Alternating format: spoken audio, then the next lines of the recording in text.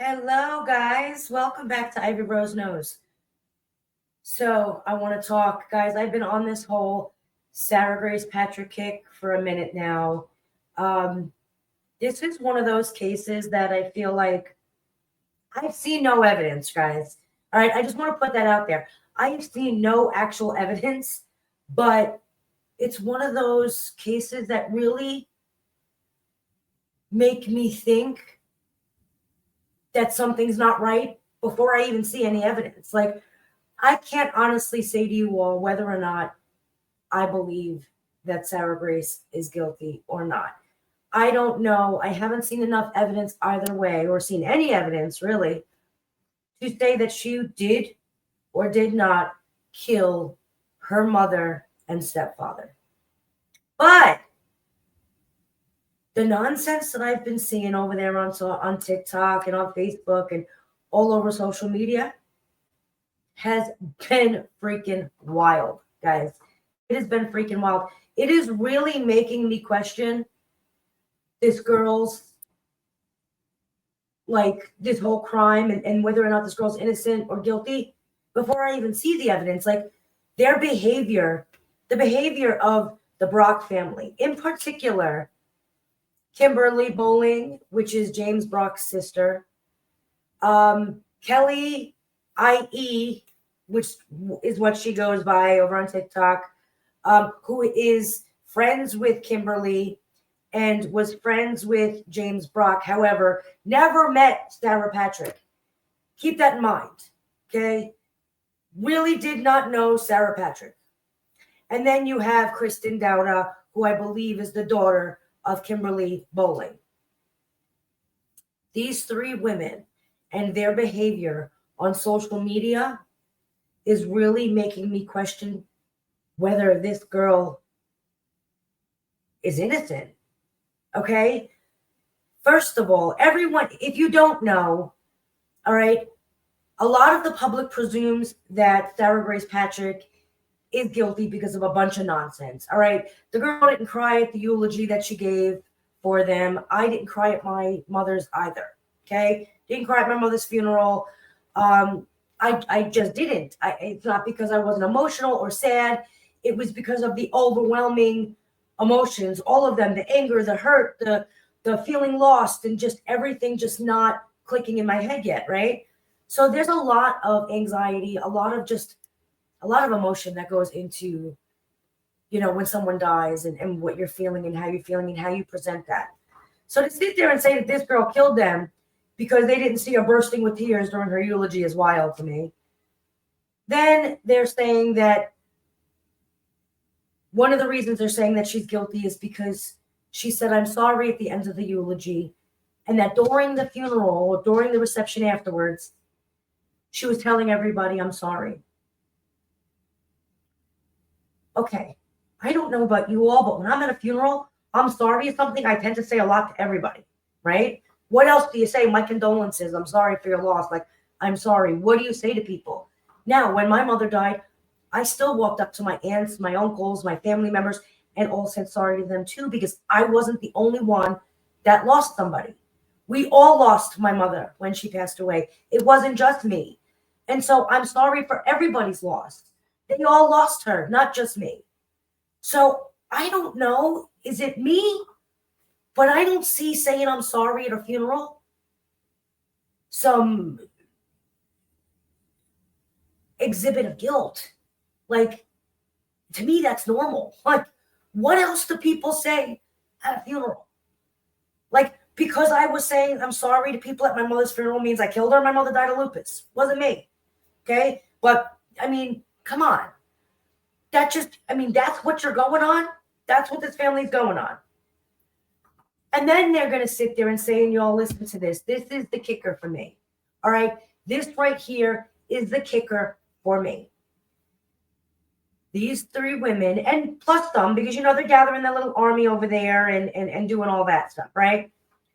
But these three women are out there talking about the posting that she did on TikTok, the crying videos, "I miss my mother," like blah, blah, blah.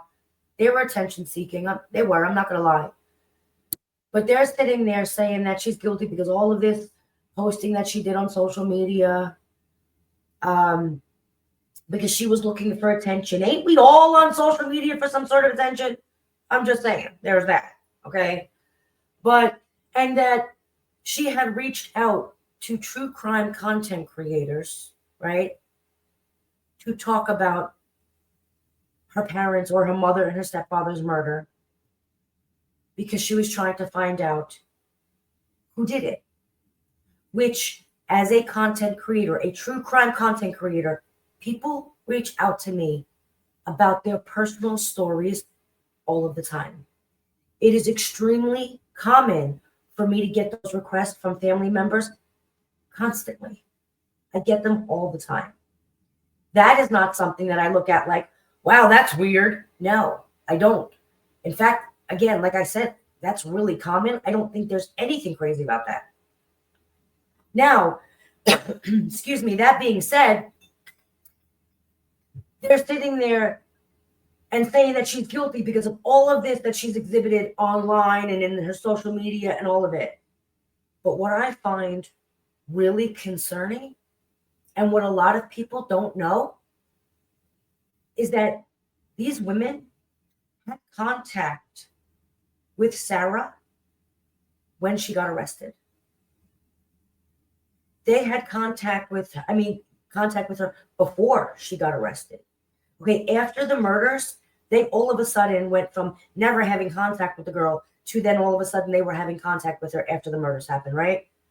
And they were encouraging this girl via messenger, via text, via like the messengers through the social media apps. They were encouraging this girl to post about the situation, to post about the crime, and to post to help to find the people who killed her mother and stepfather. What? How do these women reach out to this girl after they're killed, after the murder took place, and encourage her to post on social media and then get on the freaking internet doing interviews with everybody under the sun and posting all this nonsense all over social media, talking about, oh, she's guilty. Look at this posting that she made. She was reaching out to true crime creators to try and solve, the murder. Like, look at, she's guilty. She's just looking for attention. Like, she did it. She did what? She followed the advice of you women. And she posted what you encouraged her to post. And now you're going to use that against her and say that she's guilty because of it? Come on, guys. Come on. No way. That, again, I have seen no evidence to say whether or not Sarah Grace Patrick actually killed them or not. However, how the hell do grown-ass women encourage, and I'm going to use that term lightly because in my eyes, that's manipulation, right? You're trying to make her look guilty. And I question why. I want to know why you want this girl to look guilty so bad. Why do you want her to be guilty so bad? And don't sit there and I hate when people are like, oh, but they did not know Sarah. Okay, Kelly, i.e., didn't know Sarah Grace Patrick. Kimberly Bowling didn't see her brother or that family in 15 years. They didn't really have the kind of relationship she's out there on social media pushing. And same thing with Kristen Dowda. Now, Kristen Dowda lived with him for a little while, lived with James Brock, but also that makes me question it because, well, we know the guy was a felon and heavy into drugs, and so now I question you. So I'm just saying, I'm not sitting there trying to act like these people shouldn't be upset because they're gone. But I don't know. I'm one of those people that think that you should probably celebrate somebody's life while they're alive and not cry the tears after they're dead. Like, oh my God, you missed them, but you weren't missing them for 15 years when you wanted nothing to do with them. I'm just saying. And I find it really suspicious that these grown-ass women were in contact with her, telephone calls, text messages, the whole bit, encouraging her to post and then go out and tell everybody that she's guilty because she posted. That really makes me question what is up with these women. Why do they want Sarah Grace Patrick to be guilty so bad that you're willing to do that to the girl? You let the girl trust you. You let the girl think that you were someone she could lean on. And then you went and you manipulated her, and then you held what she did, what you advised her to do, against her. And now you're out there putting this show on to say, and in hopes and pushing the opinion of the public to show that she's guilty. If there's this overwhelming amount of evidence that you are all saying there is against her, then why do you need to push her guilt? Why do you need to sit there and manipulate the public into believing she's guilty because of these things without any actual evidence, if there's an overwhelming amount of evidence that's going to convict her in the court of law anyway? Guys, make it make sense. This just, I don't know. It's all of the questions that are coming through with this one. Like, again, I've seen no evidence, right? Or very little. But I just feel like you're out here slamming a girl for taking your advice. That makes you suspicious in my book, 100%. I don't know, guys. I'm just saying, what do you guys think? Have you guys been following the Sarah Grace Patrick? If not, guys, hop on board, because I'm telling you, I feel like this is going to get messy. There's something going on here. All right. There's something going on. Something is just not right. And I feel like there's going to be a crazy turn somewhere. So if you're not following this case, guys, hop aboard, come follow the case. Sarah Grace Patrick out of Carrollton, Georgia. She is the 17-year-old who is charged currently with killing her mother and her stepfather in their sleep, and with her little sister home. And the little sister woke up in the morning and found her. Then Sarah Grace went and called 911. And so this is where that story takes place. This is how all of that,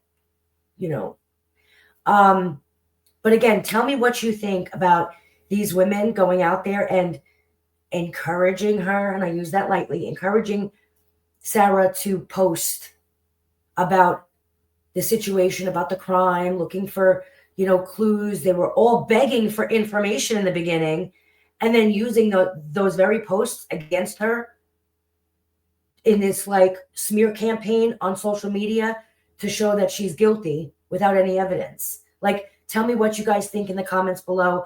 Again, I just want to let you guys know, I did see the comments on my last videos. Thank you guys so much. I'm so glad to be back. I appreciate you all patiently waiting for me to come back. But guys, we're back. Let's go for it. If you have watched this video, please don't forget to give it a thumbs up. Guys, if you were watching and you didn't subscribe to the channel already, please don't forget to subscribe and hit that notification bell. I do believe I'll be going live later. Just wanted to talk about this and a few other things. But guys, thank you so much for all of you who have been with me this entire time. I see you, and welcome to the newcomers. I'll talk to you guys later.